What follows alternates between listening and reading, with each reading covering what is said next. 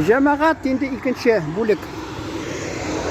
Мен шушы газетні көруге фикір туды да, ойлаған ем, айтам, сөйлейм әлі башта нешік аны әти мархум біздің 90-шы жыллар башларында әлисәні шул татар тілінде газет шыға екен біліп алғаш, шотланып, аны почтада да айтканнардыр енді yazılığız деп. Yazılған, бір ел ме yazılған ма, бір ярты ел ме yazılған, шас тоқтаған. Никтер ол мене уақытта, мене қазір дин турына көрдіңіз мәне. 12-ші еліні дин турында yazған. Ол уақытта дин турынан қорққанлар біраз yazырғамы, нәрсе болған, не де сәбәп. Ол шул дин турынан бәлки бардыр деп шанған.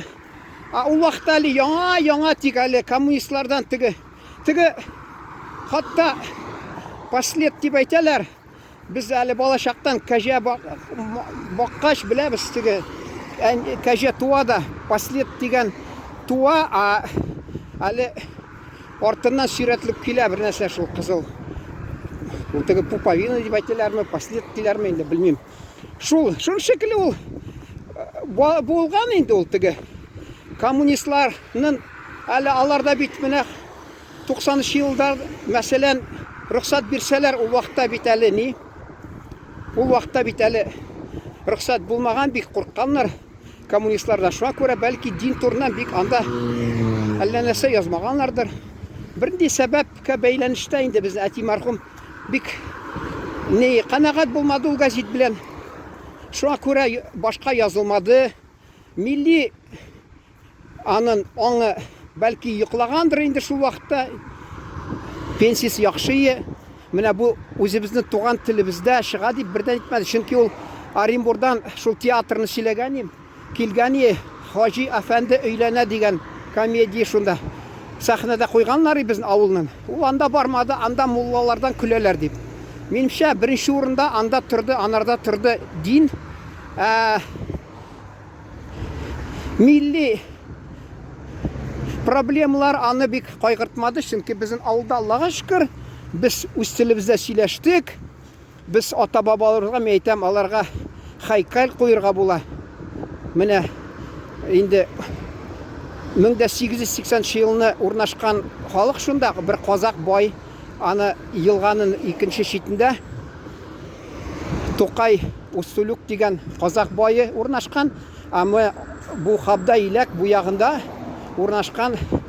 урнаштырганнар безнең авылны. Шунда хатта Тула өлкәсеннән халыкны күчергәннәр, урысларны, Полтава өлкәсеннән Украин халкын күчергәннәр. Мордваны белмим кайдан аларны күчергәннәр. Алар һәммәсе бер вакыттан соң урысча сөйләшеп, мен укыган чакта да аңламыйдыр. Безнең менә икенче бүлек совхозның Троицк авыл дигән. Алар 1907 елны урнашкан анда Столыпин реформ буенча Ивановка дигән. Алар үз милләте генә булгач, соңрак урнашкач, аларны бик кысмаганнар, алар үз телендә сөйләшәләр.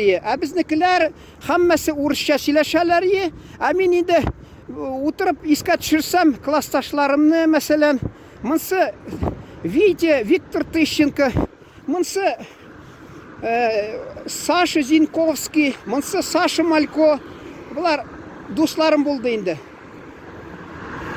Хатта ул татар шитендәге мәчет, иске мәчет шул таштан салган, шуны янда мәктәп, татарлар, казаклар укыган вакытында революция кадәр. Шунда миңа әнисе әлләнди бер конторда эшләп, аларга бәлки дефицит ләккәндер, шул конфетны миңа яшереп бүләк итеп бирәдер. Бездә халыклар дуслыгы нигезенә шул конфет салды ул. Без дуслашып бирдек урыс малайлар белән. Без алар белән тату яшәдек. Шуңа күрә миңа әллә нәрсә якмадылар, якмасыннар. Бер нисез сәбәпсез, нигезсез. Вот. Шуңа күрә biz үз телендә сөйләшик, хатта бездә урамда урыслар да каршы булмыйдыр. Әйттем бит, мен татар ягында Hindistan kinoсы килсә, татар телендә язадыр. Аны күрше мәрхүм апа шауып барган, йөгереп татар телендә дип гел шул сагынган татар телен суса биргән мескен. Без инде тырышадырык, сөйләшәдерик, безгә урыс каршы беренсе әйтмидер, без шулай тату яшәдек алар белән, күрше урыслар белән дә, алар шушка тотмыйдыр, чөнки безне рәнҗетмибез дип шушка тотмыйлар, сасып тормыйдыр ул безнең татар ягында йортлар. Менә шул татар милли проблемалары әтине борчымагач, без инде дин борчыгач, ул әйткән, менә мәчетне сез инде хата ул бераз ди, яңартасыз ди, анда кеше йөрмәячәк ди. Менә ничә ел узды, дистәләр, хак сүзләр булып чыкты, чөнки барасың анда авылга. 6, 7, 8 кеше йөри, анда да бер 3 хатынмы, 5-6 ир. Менә шул кызганычка каршы. Анда инде казак та күп. Казак кардәшләребез, анысы да Аллага шөкер. Татар да бар инде. Ну, хатта бер безне изник, ул инде бүтән дин әхиле инде, вакытында никахка риза булып, мусулман дин кабул итте дигәннәр. Ансы да йөрми инде. Яри, нәрсә инде, нәрсә әйтәсе килә. Менә бу гәзит ачылды, 6-нчы елны татар халкы язылды. Алар шул теге инде татар халкы шатланды. Бераз революциядан соң әзрәк шул аңын уяткан шул булды. Халкыбызның инде 30-нчы елларда әйтәм, 20-нчы елларда, 30-нчы елларда Екатеринбург шәһәрендә анда татар, башкортлар бик күп төзелештә, заводлар төзелешендә катнашкан. Хатта төрле татар исемендәге бакыр һәм шүкеш, хәзер әйтәм, бакыр өчен көрәш, урак һәм шүкешме алмашка, менә на смену дигән бар, урыс телендә чыга. Шуның татарча булган үзләренең гәзитләре күп сөйләгән имен аларны. Ул кызганычка каршы минем теге укытучы тәкъдим иткәне, мин аны эзләдем, таба алмадым. Шуңа таптым инде, Алла бирсә, бер Алла насип итсә, видеолар ясармын алар хакында. Чөнки таптым мин аларны. Соңында аны инде. Менә шунда мин карыйм. Менә монда да ичендә эштәлеген карадыгыз бит. Анда халыклар дуслыгыннан башка нәрсә күрдегез. Анда бит бер-берсенә капма каршы куймыйлар бит. Ул Сталин чорында да гәзит нәрсә язган татар телендә. Большевиклар хөкүмәттә җитәклибез дип, алар башта шундый йомшак булганнар. Теге кияүгә чыгас килгән кыз шикелле башта.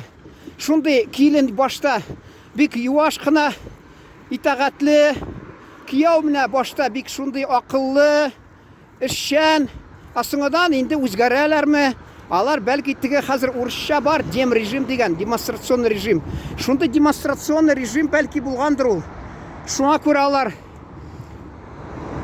теге хөкүмәткә идарә итәбез дип, идарәгә киләбез дип, башта рөхсәт биреп халыкларга, безнең халык шатланып, хатта мин менә Энгиз шәһәрендә укыдым, киномеханика. Анда 20-нчы елдамы оешкан автономный республика немцев Поволжье дигән. Не барсы бер 20-21 елмы яшәгән, ул шунысы бетергәннәр аны. Мин анда шулардан калган, немешләрдән калган йортларында да яшәдем хатта мин. Шуны әйтәс килә. Соңыннан юк иткәннәр, бер сәбәп тауып. Монда ни ди сәбәп тапканнар, алар бит Сталинга каршы гәзитләр язмаган. Икенче кеше әйтер, менә мәсәлән, халык урысча укыган, татарча кызыксынмаган дип. Юк, аны мин теләсәгез 3нче бүлектә әйтермен ул фикеремне.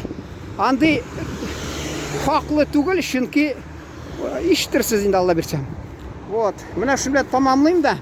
Рәхим иттегез 3нче бүлекне тыңларга, җәмәгать. Игътибарыгыз өчен зур рәхмәт сезгә.